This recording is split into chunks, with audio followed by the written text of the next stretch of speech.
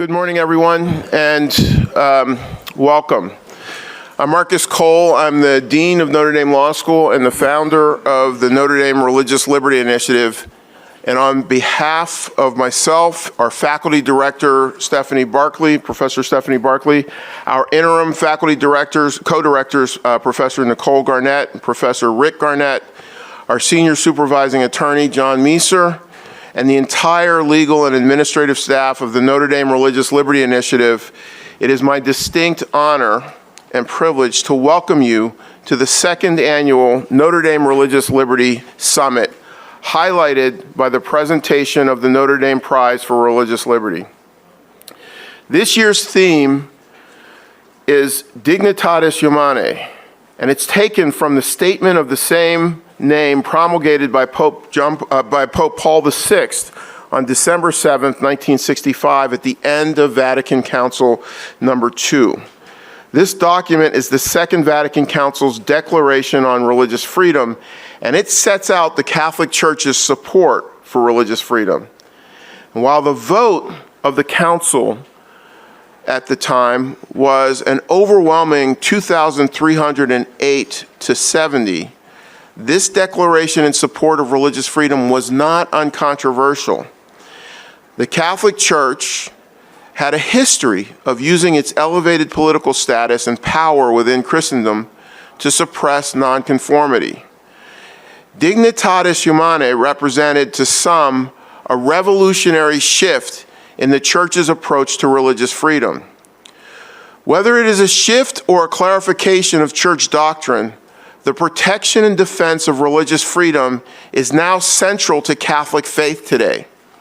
To me, as a Catholic, religious freedom is an essential extension of the Great Commission of Matthew 28:19, where Jesus commands me to go and make disciples of all nations. Religious freedom is a necessary precondition for anyone to choose a faith, including mine. The world is also learning that it is an essential precondition for political freedom, economic prosperity, and human flourishing. When we founded the Notre Dame Religious Liberty Initiative 3 years ago, we conceived of it as a comprehensive approach to preserve, protect, restore, and defend religious freedom in the United States and around the world against all of its enemies. And while we come from many different faith traditions and some from none at all, we are all here today because we share the same fundamental belief that freedom of religion and freedom of conscience is essential to human flourishing. Indeed, they are fundamental human rights.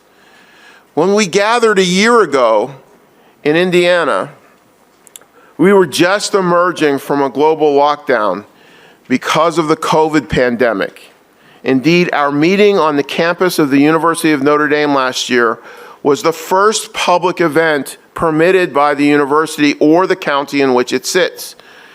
Yes, there have been more outbreaks and waves since then, but the COVID pandemic also exposed precisely how vulnerable freedom of religion actually is and how little it is valued by those in power. We saw that when fear and panic strikes the general population, people of faith are often the first to suffer the repressive restrictions of government.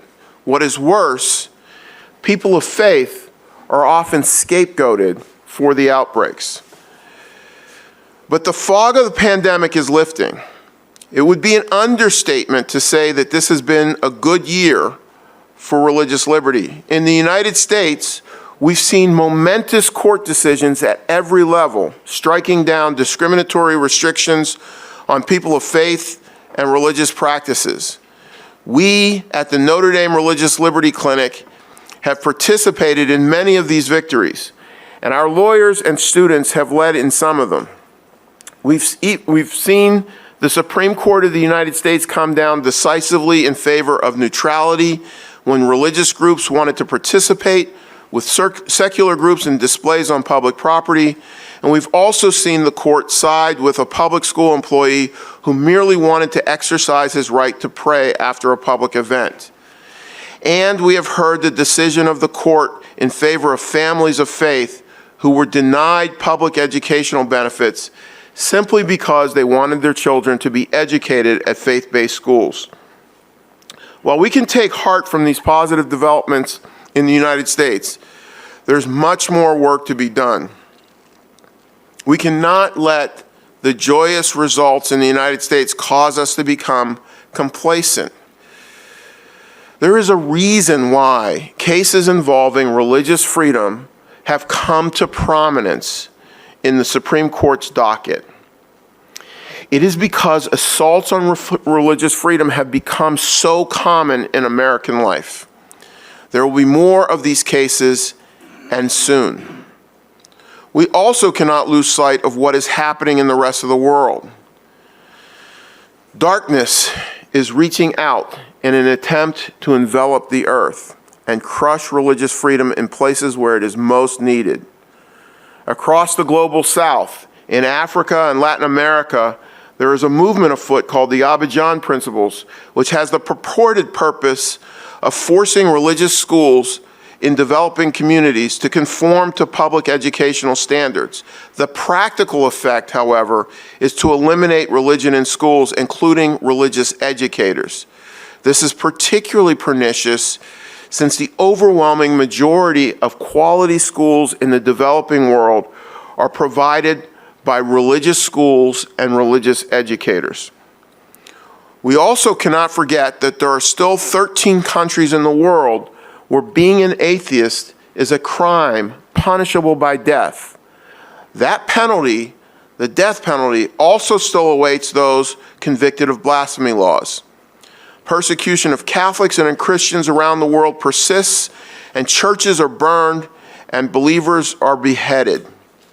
And we must never turn a blind eye to the genocide taking place in Western China, where over 1 million Uyghurs have been placed into concentration camps for no other crime other than the fact that they worship Allah rather than Xi Jinping. The purpose of the Notre Dame Religious Liberty Summit is threefold. First, it is to connect those of us who are engaged in the fight for religious freedom to share our work as well as encouragement, fellowship, and support.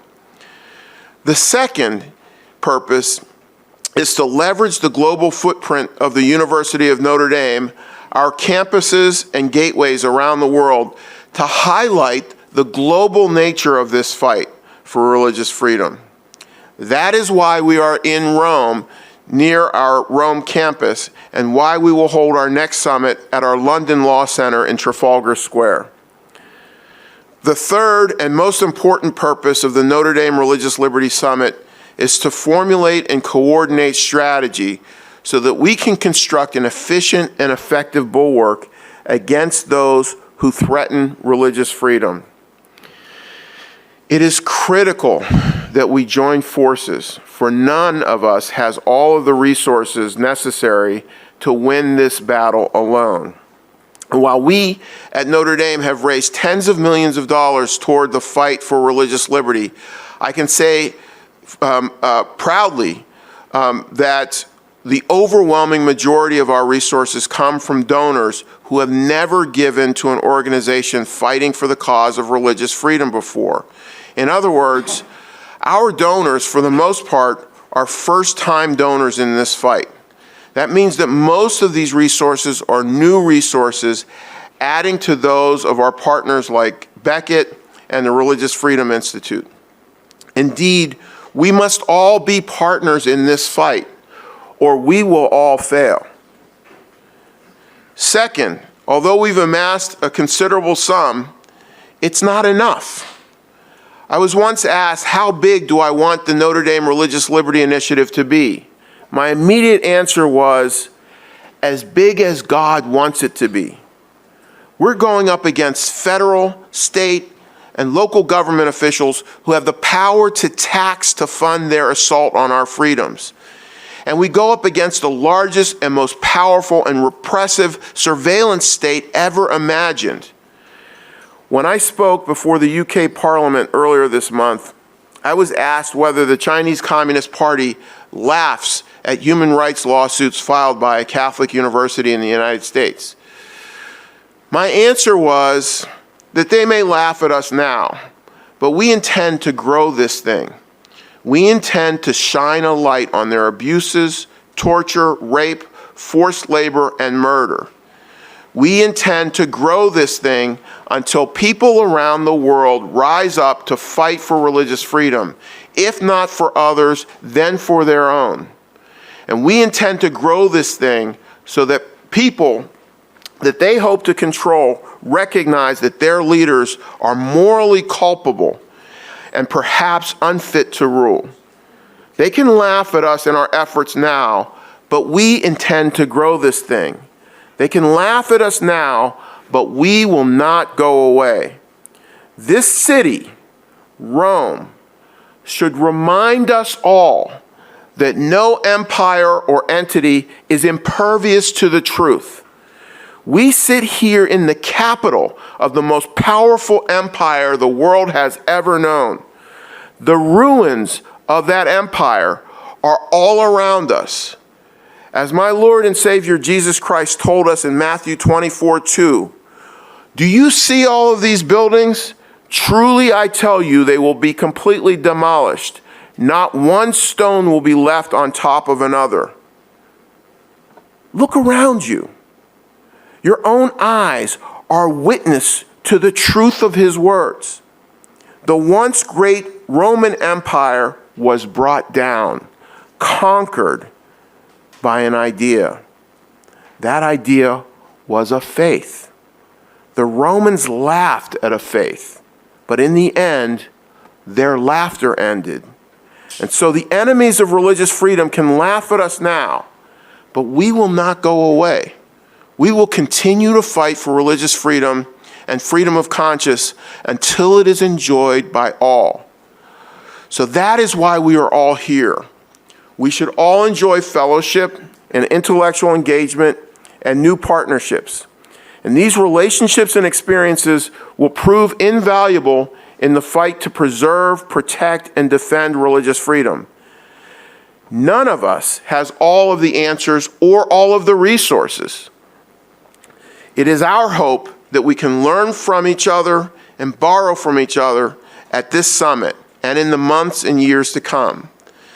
The Notre Dame Religious Liberty Initiative wants to serve as the fulcrum, the connection that allows the sum of our efforts to be greater than the individual parts. Together, we can be a force for good in the world. Thank you, and welcome to Rome.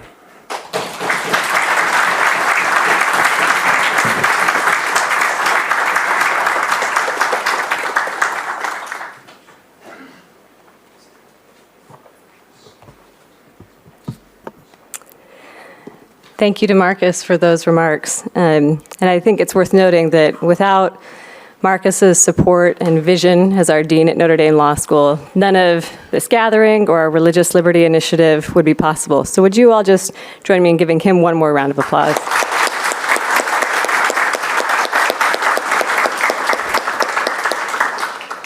Good news for you, I don't have long remarks. I'm just here to talk about a few logistical things.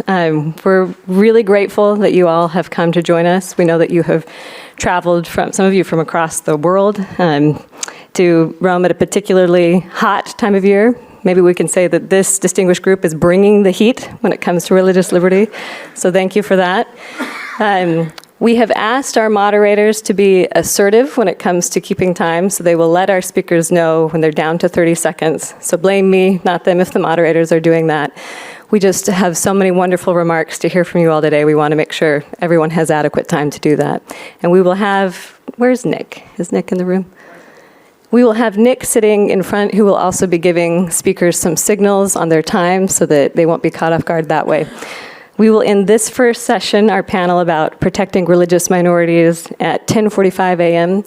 Down the hall, we have some refreshments and coffee, And for fellow members of the Church of Jesus Christ of Latter-day Saints with me who will not be drinking coffee, there are sugary snacks to spike your blood sugar that way. So with that, I will turn the time over to our first panel, and really grateful to be here with you all. Good morning. My name is Samaj Norquist. I am a fellow at the Wilson Center in Washington, D.C. I also serve on the board of advisor of the Religious Freedom Initiative. I'm very grateful that we are the first panel and kickoff event for this incredibly important summit. And I'm very grateful for Dean Cole and Stephanie Barclay's leadership on this issue, particularly when it comes to international religious freedom. Religious freedom is on the retreat across the globe. Religious violence has risen to historic levels over the past decade, affecting nearly all religious groups. Believers of nearly all faiths, including Christians, Muslims, and Jews, Buddhists, Yazidis, and Baha'is, have faced discrimination, harassment, repression, and of course, persecution by state and non-state actors, as well as ideological movements. Religious freedom is America's first freedom. America's story started with communities of faith who escaped religious persecution. Religious liberty is grounded in our founding documents and Constitution. This morning, we kick off this important summit with this panel, The Protection of Religious Minorities. I am delighted that we have three incredible speakers that will each bring us to a different part of the region of the world. But the threats that they will talk about are all the same, threats to religious liberty. As Dean Cole just mentioned in his remarks, people of faith are the first to be victims of repressive government practices. With that, I will start with our first speaker. Professor Rodrigo Alves is a professor of constitutional law and international human rights law at the Federal University of Uberlândia in Brazil. He is a leading researcher of the Brazilian Center for Studies in Law and Religion. His research interests include international human rights law, law and religion, and constitutional law. He is a member of the steering committee of the Latin American Consortium for Religious Freedom, and he has recently edited the book Latin American Perspectives on Law and Religion. Professor Alves, the floor is yours. 12 minutes and I'll cut you off. Okay. Thank you, Sama, for the introduction. And I would like to start by thanking Dean Marcus Cole and Stephanie Barclay, Rick Garnett, Nicole Garnett, and Francesca Matoso for this invitation to join this important conference here in the beautiful city of Rome. And as was said in the introduction, I come from Brazil. And however, before talking a little bit about our experience with protecting religious minorities in my country and maybe in my region, I would like just to share some thoughts about the situation of religious minorities and the human rights protections regarding religious minority groups. The situation of religious minorities is precarious in many parts of the world.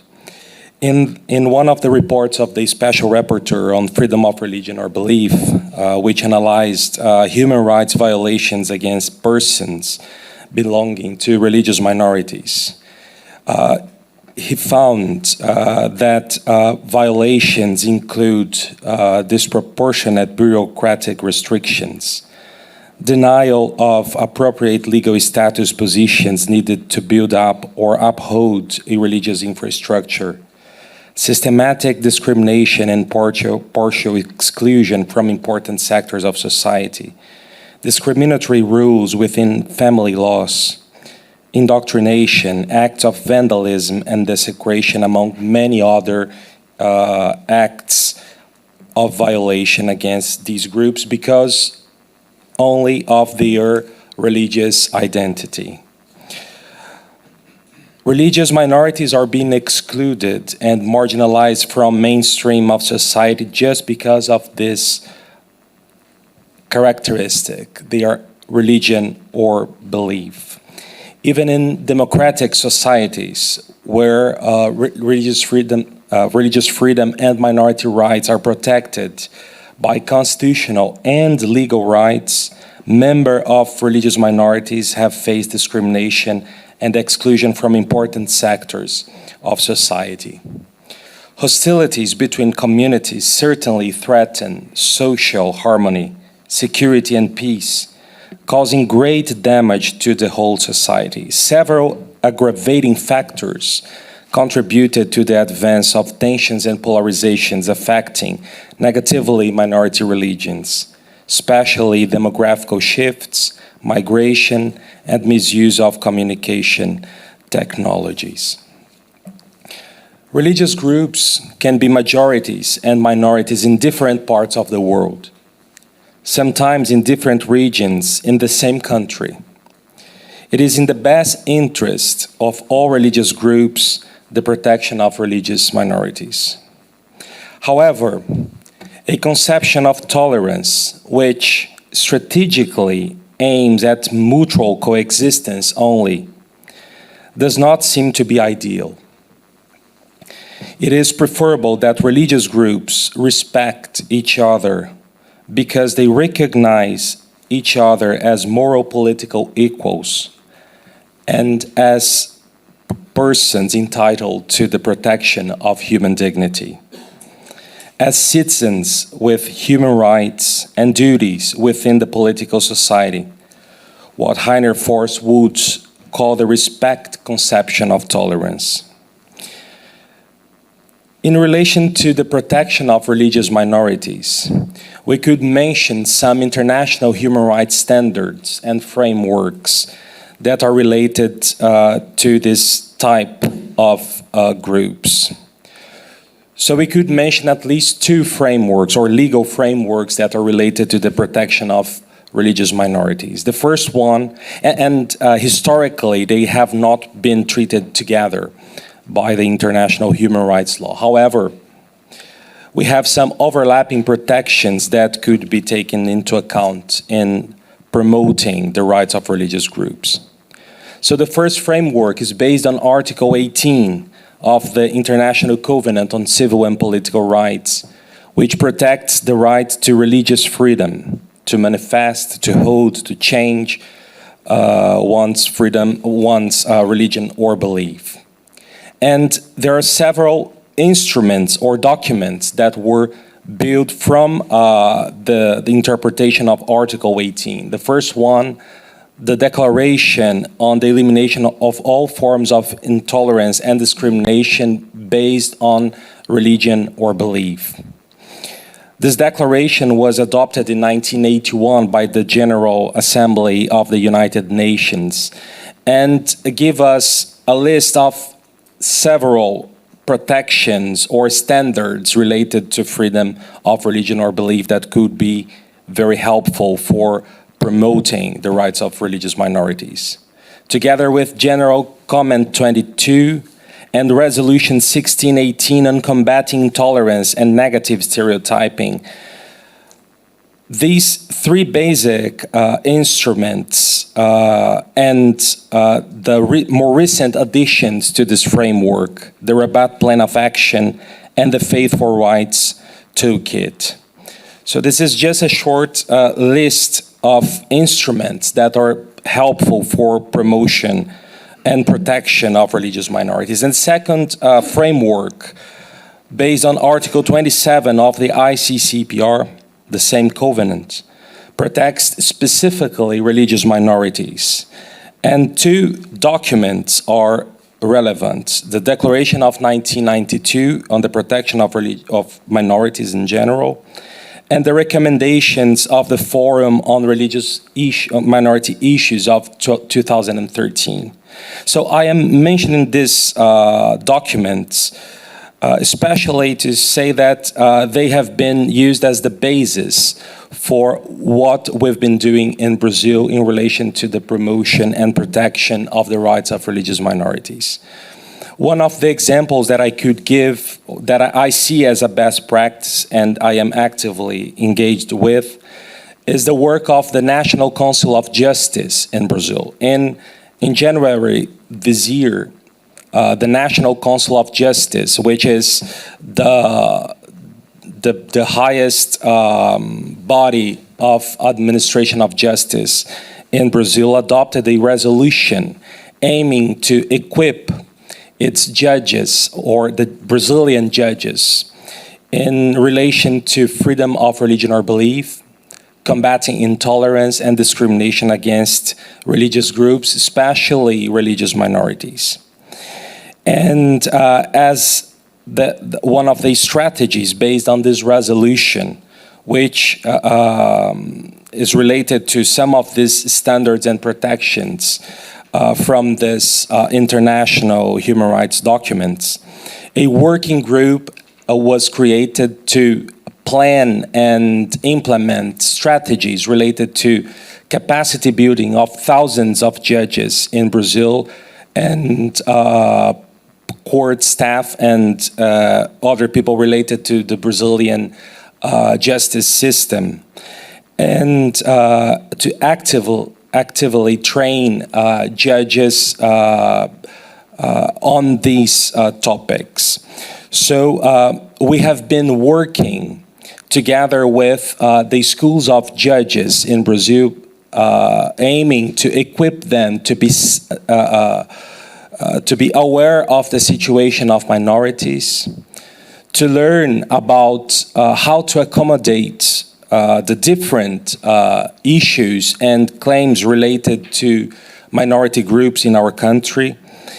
And this seems to be a very powerful strategy that can impact truly the situation of minorities, especially because judges are very important players in the promotion and protection of rights, especially of minority groups. So one of the strategies that we've been using in this capacity building initiatives is the Faith for Rights framework. And we aim to promote peer-to-peer learning among judges, prosecutors, and other actors of our justice system. And we have just started that, but it seems that we have already accomplished very good results. And we expect to have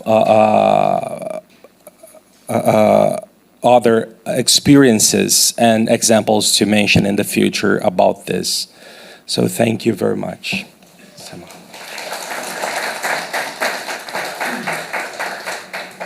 Thank you, Professor Alves. Our next speaker is Farah Isfahani. She has been a leading voice for women and religious minorities in Pakistan for the past 25 years. First as a journalist, then as a member of Pakistan's National Assembly, and most recently as a scholar based in the United States. She is a senior fellow for South and Southeast Asia at the Religious Freedom Institute. She is a founding member of the Women's Freedom of Religion or Belief Alliance, and a steering group member at the International Panel of Parliamentarians for Freedom of Religion or Belief. She has authored 2 books on religious minorities. The first one is Purifying the Land of the Pure, History of Pakistan's Religious Minorities, and Politics of Hate, Regional Majoritism in South Asia. And that is a book that will be published in the fall, so make sure you get it. Ms. Isfahani. No. Thank you so much, Sama. Thank you to the Notre Dame Religious Liberties Summit. Thank you to Dean Cole. Thank you to Francesca, who's been life-saving throughout. It's such an honor for me to see before me Dr. Cornel West, to see the president of the Church of Latter-day Saints, and to see Ambassador Suje and so many others who've made major contributions to religious freedom all over the world. Thank you, and thank you for being here today. And Brian Grimm, my friend. I see the issue for the need of protection for religious minority communities around the globe increasing day by day, and solutions harder to find with the rise of autocracies and attacks on democracies in many places. Religious freedom issues have worsened throughout the Middle East, China, and North Korea for some time, but now violence against religious minorities is a recurrent phenomenon in parts of Africa, like Nigeria. Even in Europe and the United States, there is a rise of intolerance towards religious minorities. One of the ways you can see it is the rise in attacks of anti-Semitism, the rise in attacks on Muslims, and a rise, there have been gun attacks on Christian churches as well. So that is troubling. Every year, the US Commission on International Religious Freedom, and I'm so lucky to be sitting next to the chair, publishes a report on the state of religious freedom around the world. The report published this year identifies 15 countries as countries of particular concern. Another 12 countries were put on a special watch list, but that was not all. The report also cited incidents of violations of religious freedom in many other countries. The important thing for all of us gathered here, no matter what our faith background, the victims of lack of religious freedom do not belong to one faith. Sadly, the faith tradition whose followers in one country are the violators of the rights of the minority from another religion ends up being the victim of discrimination and persecution in another majority. That's why my new book is about majoritarianism and the link between religious freedom and the majority and politics in South Asia, in India, Pakistan, Sri Lanka, and Bangladesh. Last year alone, 130,000 Muslims remained in government-run internment camps in Burma. 1 to 3 million Turkic Muslims were in Chinese concentration camps, and 880,000 Uyghur and other Turkic Muslim children were separated from their parents, but I will allow the expert and my honored panelist, Mr. Nuri Turkel, to talk in detail about China and the Uyghurs. Vietnam designated 85 religious groups as strange, evil, or heretical religions. This includes some Christian denominations. Nearly 6,000 religious organizations, including Christian churches, were adversely affected by the financial regulations in India, including losing licenses to receive funds from overseas members, organizations, or churches. Nearly 5 years after the defeat of ISIS in Iraq, almost 1 million Sunni Muslim Arabs, over 200,000 Yazidis, and tens of thousands of Christians remain in IDP and refugee camps there. So, to go on now, I'm going to focus a little bit on my area and then some solutions or perhaps ways of working past this terrible point we are at today. I was born in Pakistan and I served in its parliament. we have seen a significant deterioration in religious freedom conditions across South Asia in recent years. Blasphemy cases, forced conversions, attacks on houses of worship, hate speech, and violence targeting religious minorities are among the long list of religious freedom concerns in the region that spreads from Afghanistan to Bangladesh. South Asia, which is home to almost 2 billion people, representing every major and minor religious belief, has witnessed a surge in religious extremism, often supported by politicians and the state apparatus. Beginning with Pakistan's Islamization following the partition in 1947, especially over the last 2 decades, South Asia has seen the rise of Buddhist supremacism in Sri Lanka, growing Hindu supremacist sentiment in India, and increasing attacks on minorities in Bangladesh. Majoritarianism often results in attacks on places of worship of minorities and on minority individuals and communities. Laws are sometimes made to make life difficult for religious minorities. Freedom to convert has been limited in Pakistan for a long time. Now, India is also restricting the right to convert and the right to marry a person of another religion, something that affects Christians and Muslims. Over the years, politicians across the world have exploited ethnic and religious sentiments against minorities to mobilize support from the majority.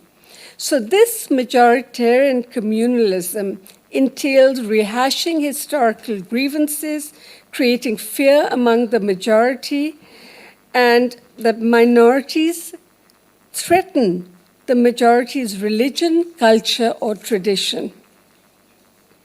So it is a mistake on the part of world leaders to ignore violations of freedom of religion or belief.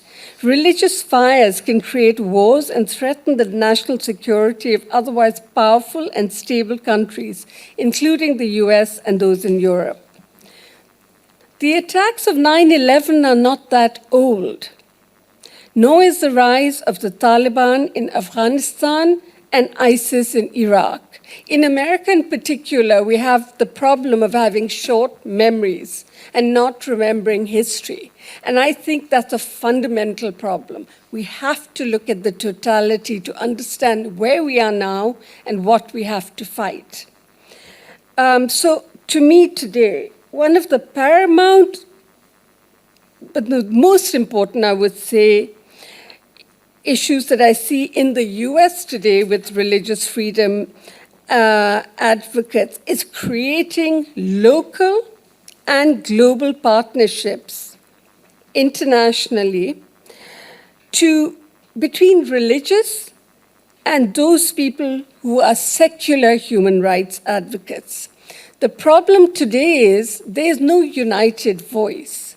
The secular human rights advocates who will support a person's right in everything, but you bring up the word religion and they run from it. The discomfort you and I were talking about, Sama, is so there's a need to bring the left and right, the religious and the secular together in this, whether you call it religious freedom or whether you call it a human rights issue. But there's a broad need, and especially in the West, for those groups to come together to find a way to make a difference in the rest of the world. As Dean Cole referred to this, in Dignitatis Humanae, Pope Paul VI described religious freedom in 2 famous propositions. In matters of faith, let no one be compelled. Let no one be prevented. This is similar to the Quranic verse, chapter 2, verse 256, there is no compulsion in religion. The Universal Declaration of Human Rights has also codified the principle of religious freedom in Article 18. So, yet, whether it's the UN Declaration or the Pope or the Holy Quran, the practice in the world today is far from what our leaders and our holy books have talked about as way forward. Nuri is here today as the authority on China, and I'm sure we will hear from others about various countries that are the most egregious violators of religious freedom. Let me just share some of the ways in which religious freedom is violated in the region that I research most, South Asia. Pakistan has entrenched discrimination against its minorities in its constitution and various laws. Discrimination against its minorities in its discrimination is supported by a powerful segment within Pakistani society. There's systematic enforcement of blasphemy, anti-Ahmadiyya laws. The authorities ignore forced conversion of religious minorities, include Hindus, Christians, and Sikhs to Islam. All this severely restricts freedom of religion and belief. I have been told to come to an end. So in my answers, perhaps, to your question, I will talk about possible ways forward. Thank you so much, Sama.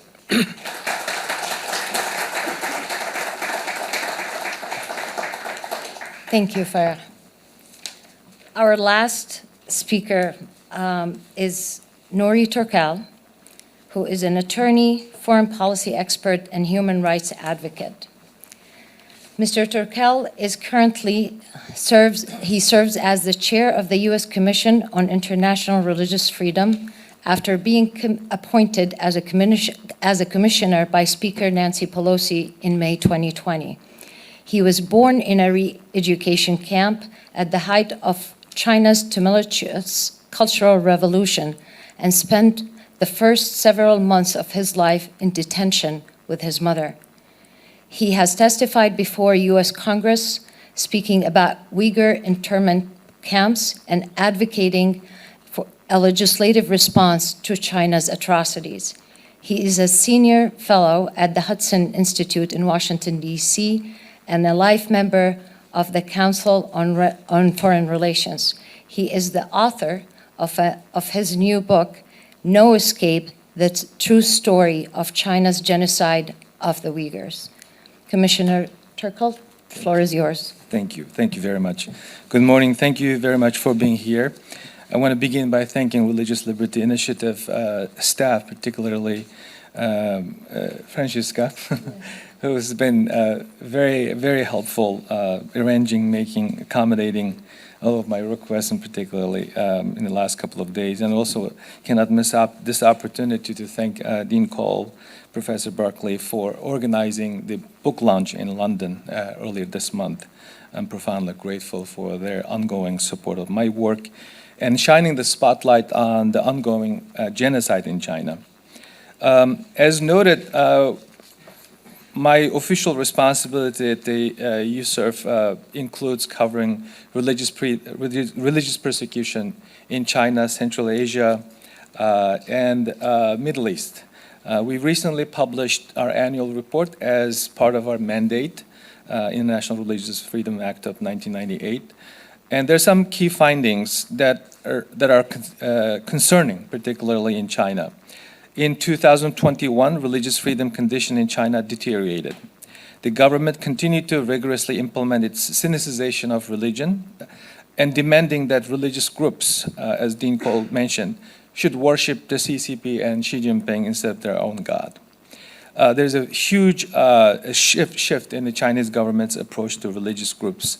Even though there are 5 officially recognized religious practitioners, believers in China, including the Uyghur Muslims and Catholics, they have been in particularly become a prime target because to the Chinese government, those 2 religions is considered foreign religion.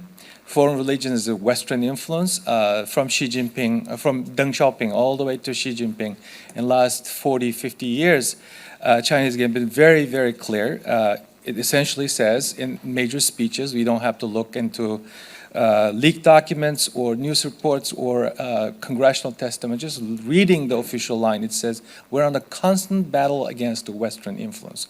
Western influence include freedom of press, speech, and religion. So they figured out what they will do with respect to religious groups, even though their constitution supposedly permit and protect religious practices. So as noted by my co-panelists that there's an ongoing genocide. This was also part of our report. There are anywhere between 1 to 3 million Uyghurs have been sent to concentration camps since late 2016. The United States and 8 other parliaments around the world have recognized as a genocide. So our report also included 880,000 Muslim children have been separated from their parents. And also the government in the business of destroying, desecrating important religious sites. This is part of our finding. And also, we have been disturbed by the Chinese government's attack on Catholic community in Hong Kong and mainland China. As you know, that Cardinal Zen had been detained along with Jimmy Lai last year. And in the mainland China, the Chinese authorities have intensified its crackdown of Catholic and Christian community, harassing them, detaining, arresting, physically abusing the leaders. And also they have been removing the cross from the top of the church.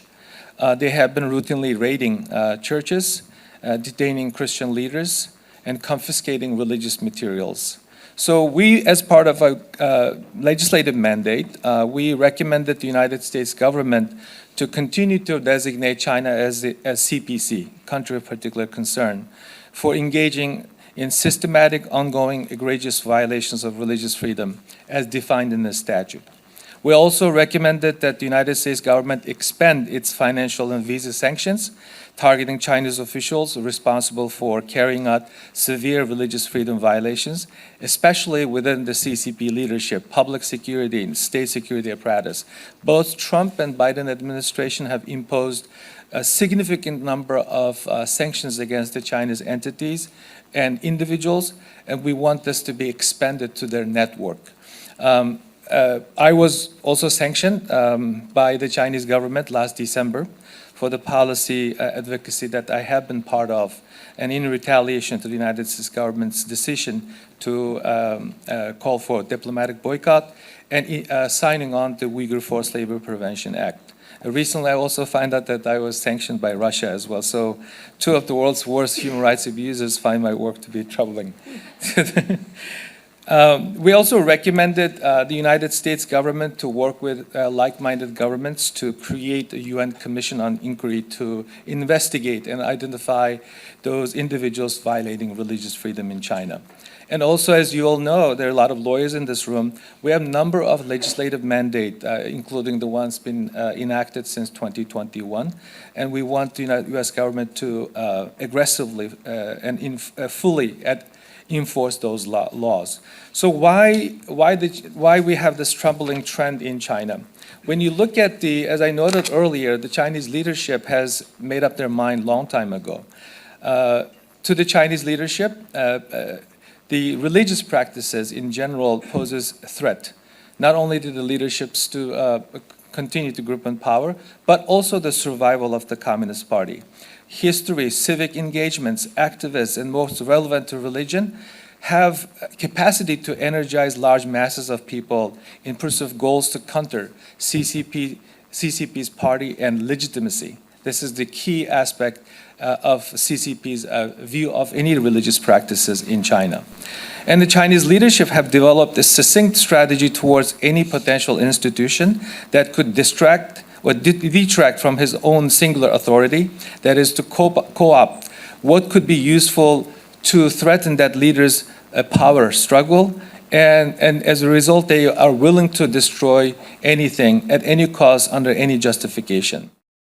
All right, we're going to open it for questions. We have 2 microphones here. Just raise your hand and yes. Rob. Well, thank you to all the panelists for those wonderful presentations. Nuri, I especially want to thank and congratulate you for the work that you're doing as chair of Yusuf. It's just fantastic.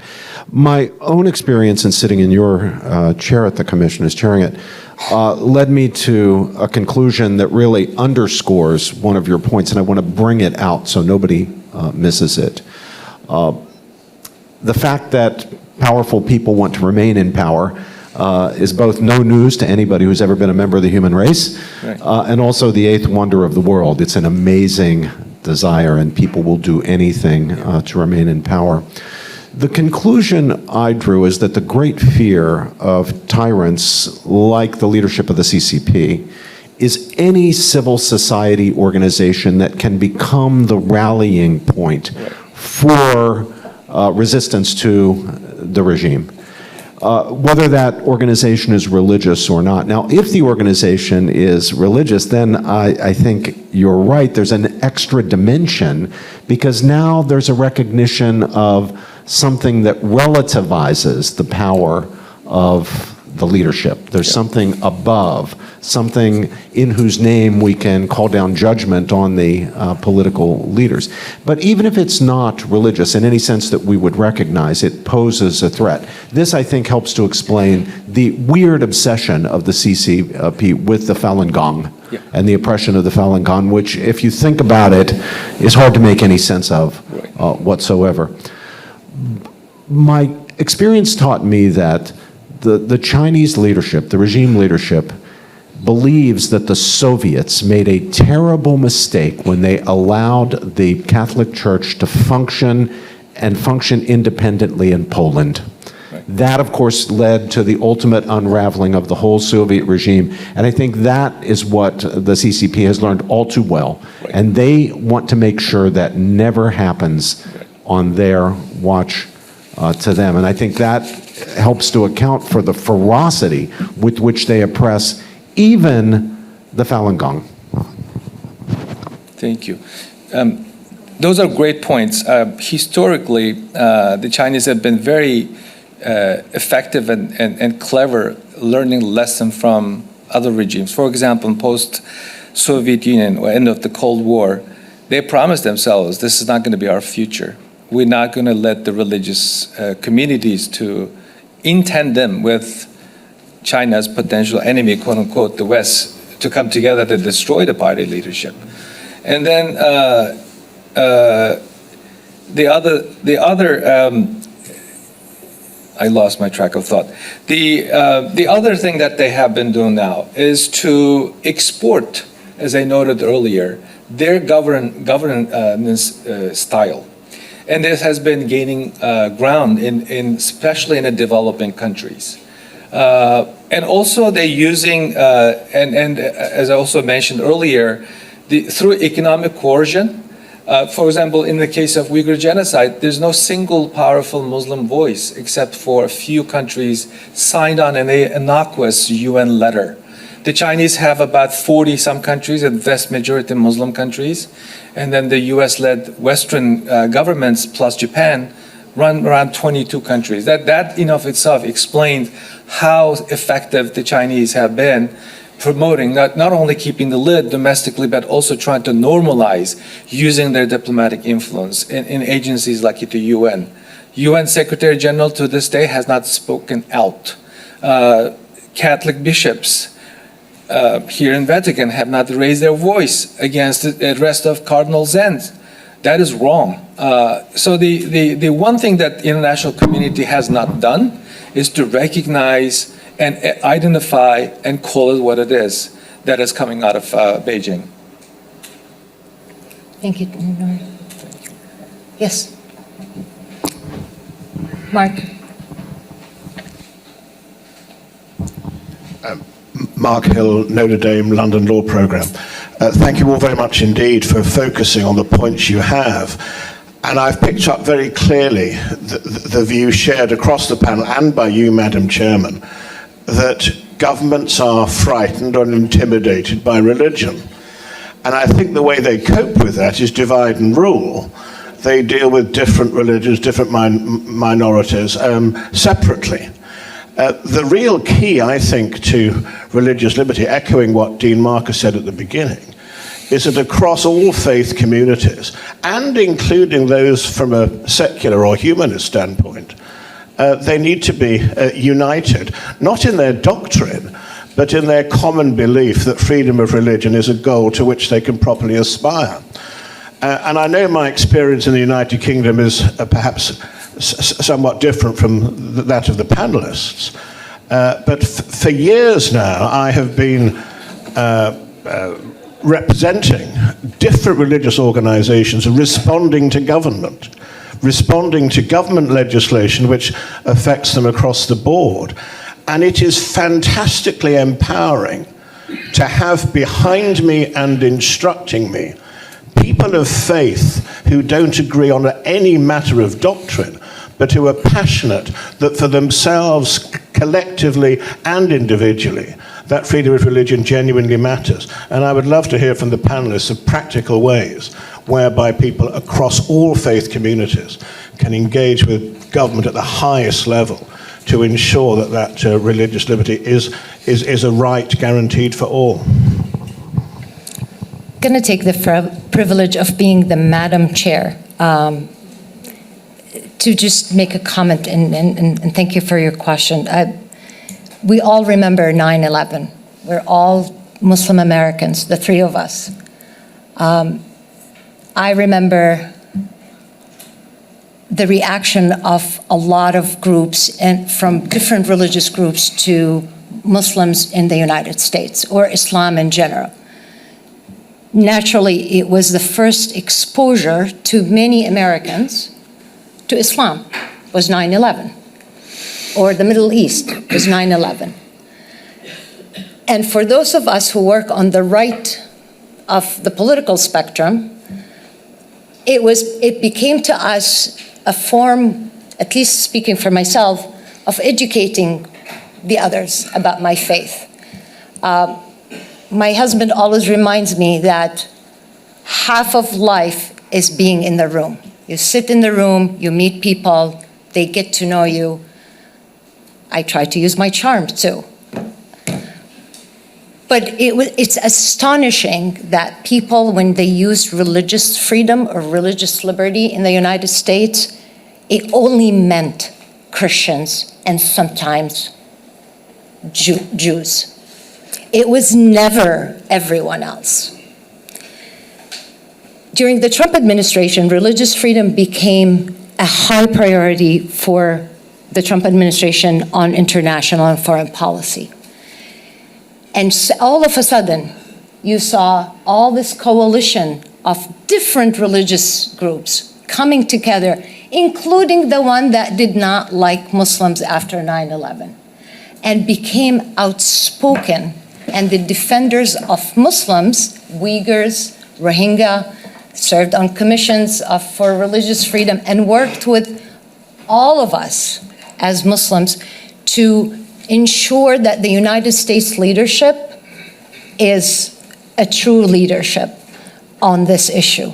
So there has been an evolvement, which is, I believe that if there are Irish Americans in the room, and of course there are Mormons, what the history of different religious groups go through when they come to the United States. The Irish, the Mormons, and I think the Muslims took it really easily compared to those others, but there has been progress on that issue, and I think that coalition made even the United States government push forward in a different direction and call the Uyghurs genocide, to what China is doing to the Uyghurs as genocide, the first country in the entire world. And as Nori said, not a single Muslim country spoke and supported that dedication of genocide.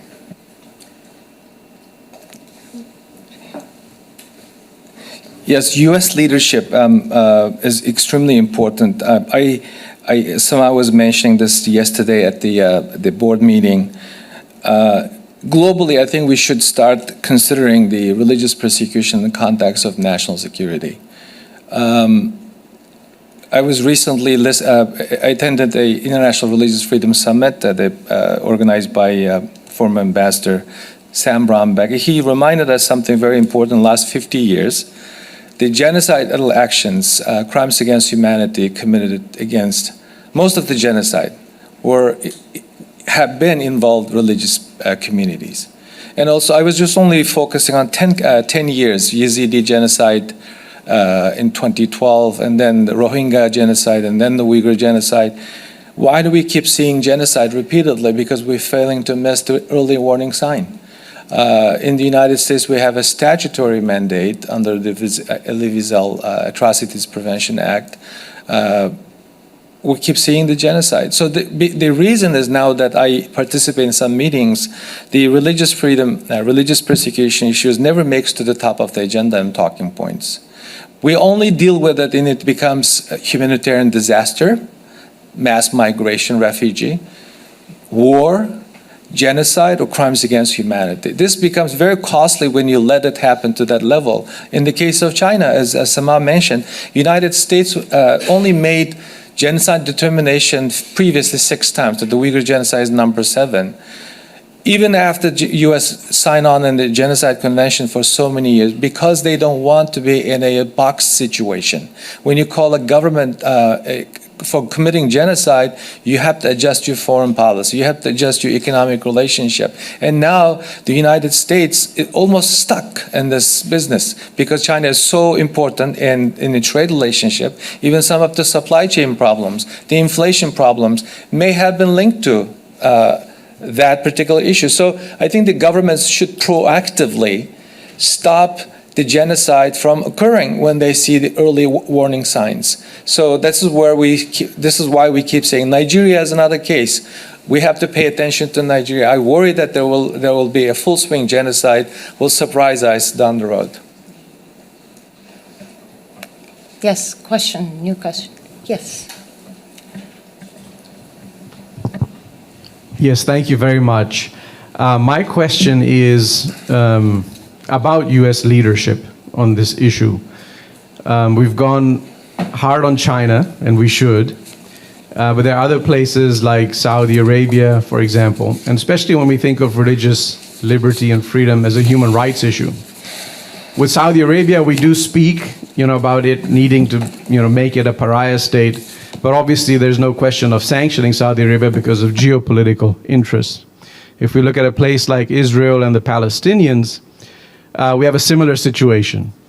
And so my question is, do we risk undermining our own advocacy for religious liberty when different standards are applied because they serve different geopolitical interests? I'm just going to jump in here and say, in a way, I don't just want to make this about America because people are here from all over the world. But I think that that's obvious when it comes to trade and commerce, etc., for whether it's Saudi Arabia or whether it's China or anywhere else. Internally, Americans will be protecting their religious freedoms and fighting through the courts, as we have seen recently. But when it comes to internationally, there is an otherization. Those people are not Americans, they're not vote getters, they're not going to give money to campaigns. They are not perhaps as human. Maybe the dignity of the Christians in Nigeria is not as important to the people in power as a church attack in Oklahoma. I think that's something as a new American that I do see. But one of the things I hate to end the session without actually talking about way forward. Okay, there has to be, so I'm just going to throw out a couple of quick ideas that I have. Number one, the US and the international community that works on religious freedom. We need to continue to strive for laws and legal protections in every jurisdiction. This requires doing away with discriminatory laws and legislation that go against Article 18. For example, blasphemy and apostasy laws all over the world. That needs to be, they're spreading all over the Middle East, they're spreading in North Africa, they're spreading all over. And blasphemy laws and apostasy laws attack religious freedom, the freedom of those people, I think at the very root. Second, and many of us are already working on this, the 3 A's: awareness, activism, and advocacy. We need to make the body public aware of why religious freedom is an important element of human rights and civil liberties. This should not be, again, I'm coming back to why religious freedom workers, advocates, and human rights advocates need to work together as in the same way as religious leaders work through interfaith groups. We now have to look at the advocacy level and create some kind of...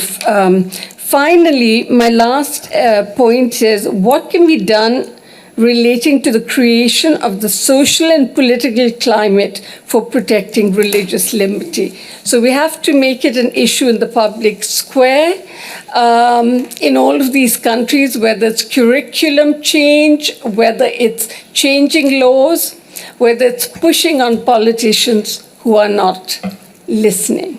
So thank you very much.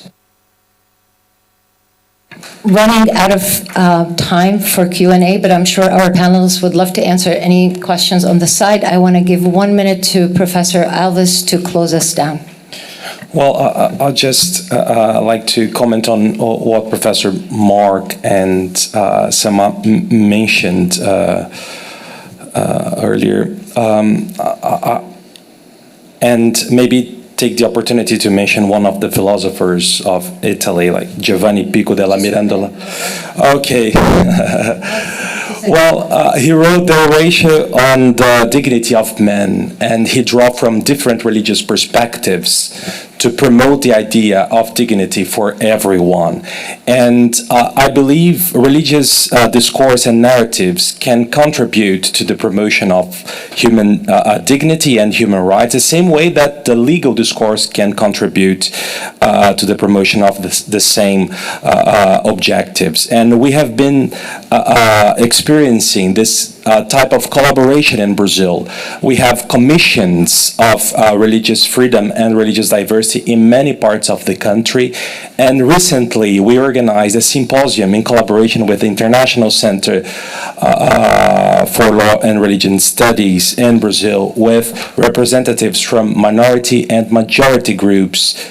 And we can see this collaboration happening in Brazil. And of course, we have lots of challenges. They are not comparable to other parts of the world, but we have successful experiences there as well. Okay, thank you, Samaj. Thank you. We're running out of time. I would like to please help me thank our panelists and the Madam Chair for doing a great job. And thank you for your attention.